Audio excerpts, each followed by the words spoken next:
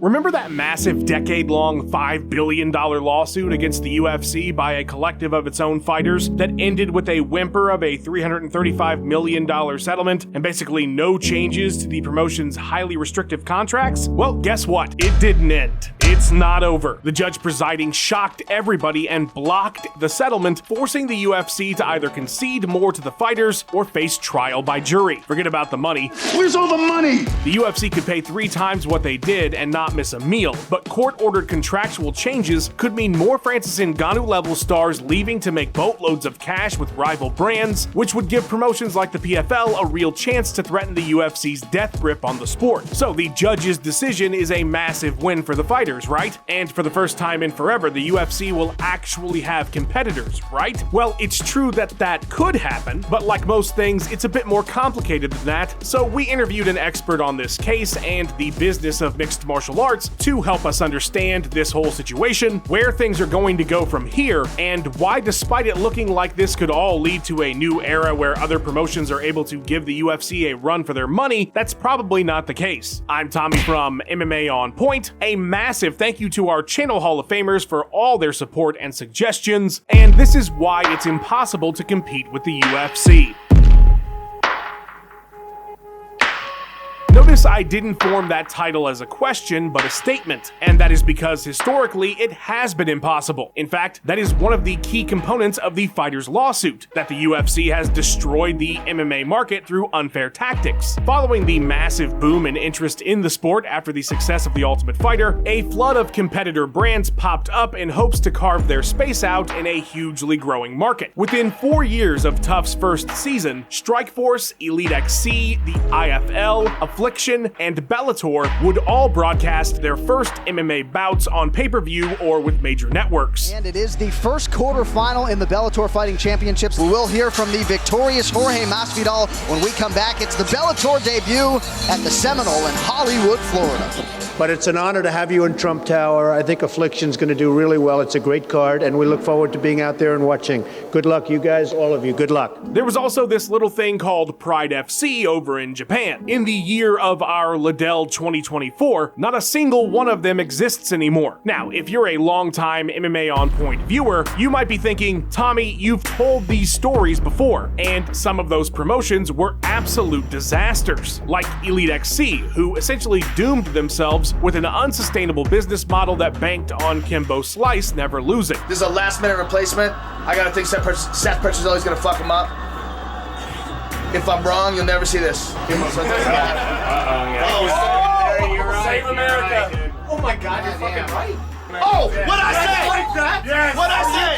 Seth Petrozelli is a bad motherfucker. And the UFC's biggest competitor, Pride, collapsed because their ties to the Yakuza finally caught up to them and tanked their TV deal. How are those things the fault of the UFC? Well, to help us answer that question, we called up longtime MMA business journalist John S. Nash for what was initially meant to be a podcast-style video that ended up turning into the essay you're watching now, which is why Jason might make a guest appearance from time to time. I'm just going to break the fourth wall here a bit as well. I think this won't be a podcast. I think maybe it will be for members, but I think we're going to turn this into an essay. John has covered the UFC fighter lawsuit as extensively as anybody on the planet, and when we asked him how the UFC is at fault for the failings of a lot of these other promotions, he broke it down for us. Elite XC, IFL, those are terribly run organizations. That's not the UFC's fault, but where the UFC's fault, I'd say, is Pride went under, right? Pride went under on its own, but Pride was still an entity. What took them off the map is the UFC intentionally bought them. According to their own emails, we are going to overpay for Pride to make sure that no one else can acquire them. Because they acquired a brand that had a lot of brand recognition, a lot of fans, and potentially could be a viable promotion under someone else.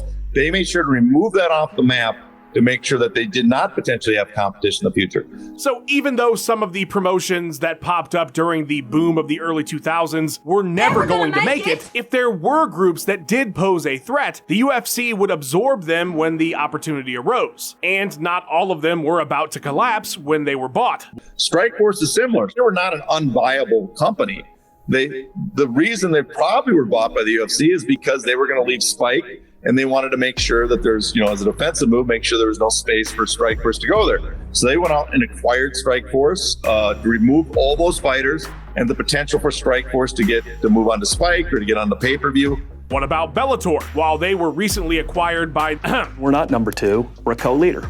PFL, they existed as a number 2 brand for years. In court, the UFC pointed to their existence and the amount of talent from the UFC who had left the promotion for Bellator as a sign that the market was healthy. Well, a few things. Bellator was owned by Viacom, a TV company. It wasn't as if they were a viable MMA brand like the UFC. They were essentially programming that Viacom allowed to exist because they owned it. And as for the talent going from the UFC to Bellator, let's not pretend they were getting the UFC's current headliners. And that's because those headliners couldn't leave the UFC if they wanted to.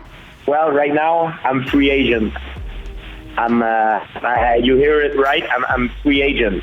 Arlovsky went through a ton of difficulty to get out of his UFC contract to go to Affliction. UFC changed their contract to even make it more difficult. You saw that with Randy Couture, went to a lawsuit to try to get out of his contract.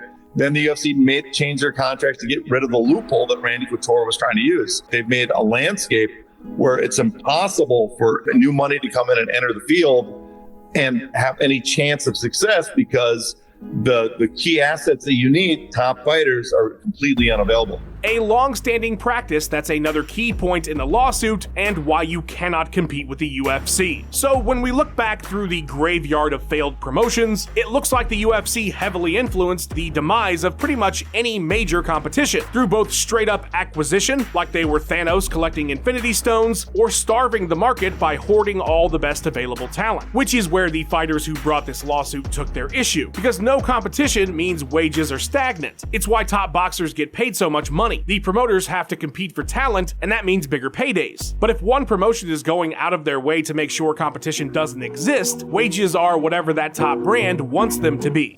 That was kind of the final straw for me, seeing what a lot of these guys from Pride were getting paid or offered. I have here my 2 bout agreements for Tim Sylvia and Gabriel Gonzaga that have the numbers on them that I was paid. It doesn't really matter to me because it's never been about the zeros. I would have fought anyway and did fight anyway, but that was kind of the final straw, the final insult. Most fighters in UFC, they are starving, and for UFC it's very easy. When you keep a lot of your staff starving, they are easier to control. I am negative in my account right now just to get that bonus.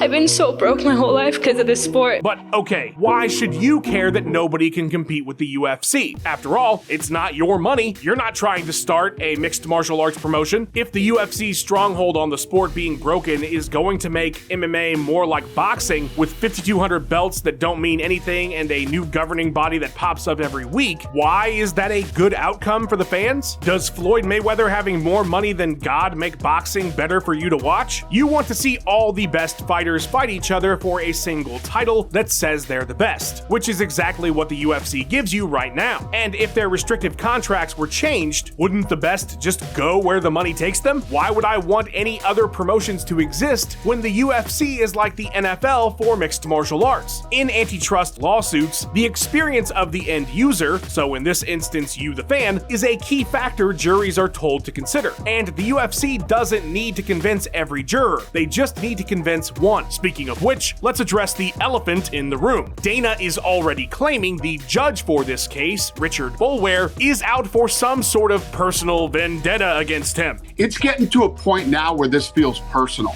You know, I went to high school with this guy.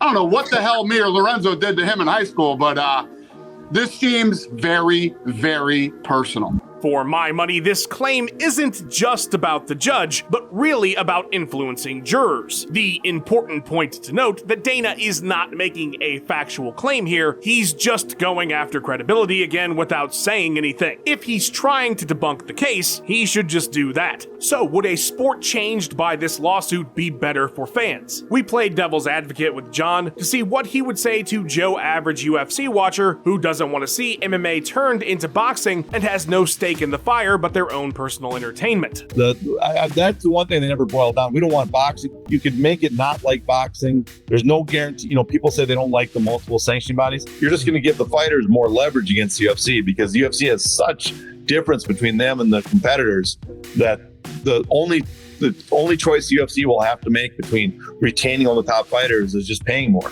Their profits are going to be, can be hundreds of millions per year.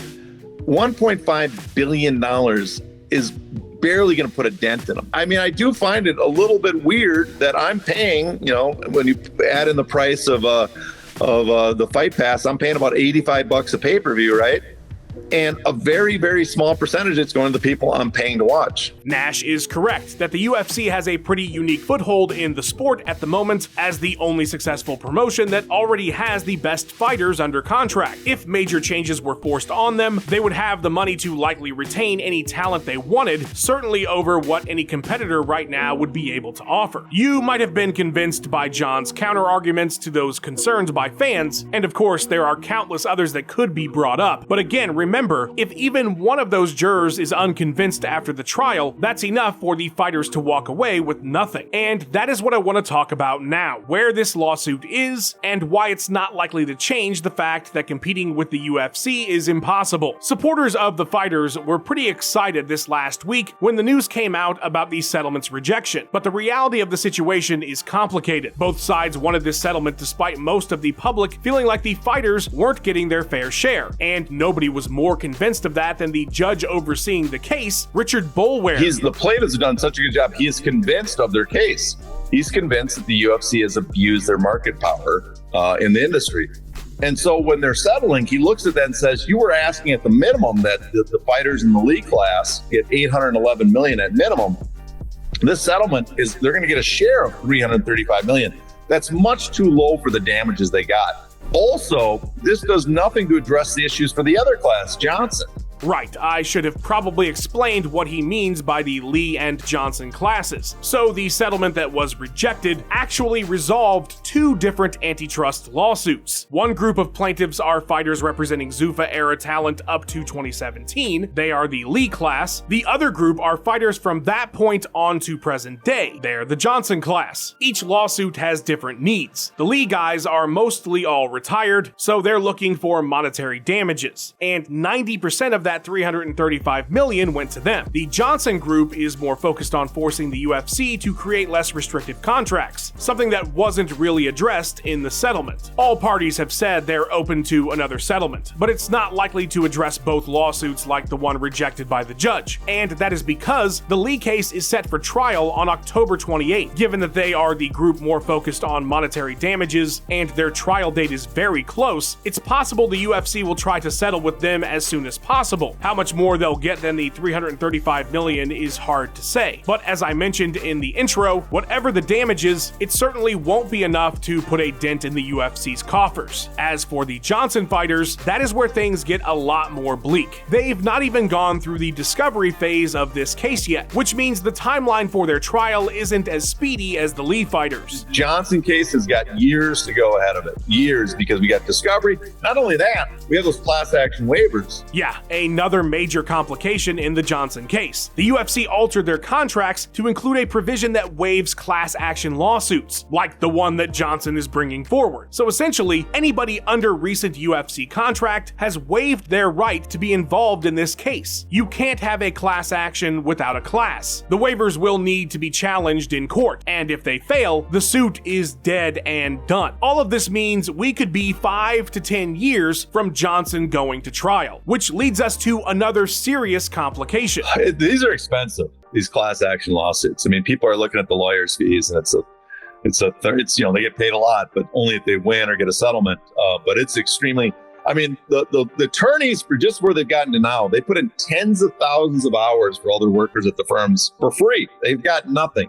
They've spent, I can't remember the total, $11 million directly out of pocket, another $10 million in other expenses. So they've taken a tremendous risk. With years ahead for the Johnson case, it is going to be an uphill battle to keep it afloat, with several potential pitfalls between the cost and the waivers that could end this thing outright with no settlement or trial, just a total loss. And remember, even if Johnson makes it all the way through to trial, however many years from now that is, if they can't convince every juror, then they're walking away with nothing. With the judge's rejection of that settlement, there is the potential for a bigger windfall for the fighters in both cases. Maybe they both go to trial and it's a slam dunk. They win billions. They force the UFC to alter their contracts and business practices that have made it so impossible to compete with them. Or they both lose, and all this time, all the millions of dollars that went into this will have been for nothing. You can see how settlements come to be when the stakes are this high. Obviously, this is pure speculation, but based on everything I've seen and everyone I've spoken to, if I had to guess, I think the league class will end up getting a good chunk more money in a new settlement, which is absolutely a win for those fighters. And as for the Johnson class, and so really the future of competition for the UFC, I don't think there will be a new settlement or a trial. The likeliest outcome is those waivers finish them off. Of course, there's no crystal ball for these types of things. Who could have predicted the judge would reject the original settlement? So I guess we'll have to see how this all shakes out. Hopefully the history lesson earlier and the understanding of what is going on with this antitrust lawsuit has given you a grasp on why it is the UFC is likely never to face real competition again. Even if PFL owner Don Davis throws all his AOL money at the sport, if you can't get the best fighters, who is going to watch anyone no matter how smart your cage is? And you can't get the best fighters if they can't leave the UFC. The strategies the UFC has implemented over the course of the last few decades as it relates to their competition and their own fighters has pretty much ensured their place at the very top of the sport, uncontested for the foreseeable future. A massive thank you to John S. Nash. He gave us an hour of his time and really is so vital for understanding the business of mixed martial arts. John has a newsletter blog where he posts his podcast, Hey Not the Face, and some articles. The link is in the description. Another massive thanks to our channel Hall of Famers. Your support is what makes really cool videos like this possible. Fight fans, if you'd like to become a channel member yourself, maybe think about hitting the join button. There is all kinds of exclusive content, and you might have a chance to make some suggestions for our videos. Like and subscribe to keep up to date on the antitrust lawsuit. I think this is the 4th video we've done now on the topic, and leave a comment down below with your fans' perspective on this whole situation. Thank you so much for watching, you guys. I'll see you next time.